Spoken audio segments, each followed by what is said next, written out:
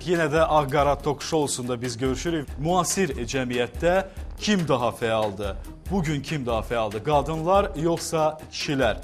Müasir dövrdə siyasətlə məşğul olan, iqtisadiyyatla məşğul olan, biznes sahəsində olan güclü qadın şəxsiyyətlərimiz formalaşır.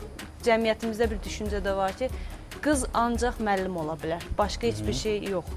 QHT sektorunda işləyən qızlara bildiyimiz kimi cəmiyyətdə o qədər də yaxşı baxılmır. Hər bir güclü kişinin arxasında onun güclü xanımı, güclü qadın dayanır.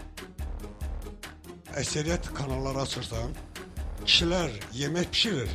Xanımlar isə bax veriliş aparırlar, biri oxuyur, biri nə bilim veriliş aparır, nəsə xanımlar hamısı dayanıb. Qadınlar qadını milli məclisə qəbul edirsə, kişilər də kişini aşpaz kimi televiziyada qəbul eləməlidirlər. Heç bir qadın kişinin pişirdiyi yeməyin dadında yeməyi pişirə bilmir. Qadını qiymətləndirəndə qadın olur. Kişi öz xanımına mütləq xanım olaraq ona qiymət verməyə bacarmalıdır. Çünki qadın qayğanaq pişirən olmamalıdır təkcə. Təkcə plov pişirən olmamalıdır. Müasir qadın hər bir şey bilməlidir.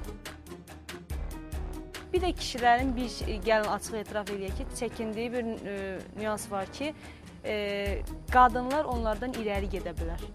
Kişilər həmişə ondan çəkinib ki, qadınlar bizdən irəli getməməlidir.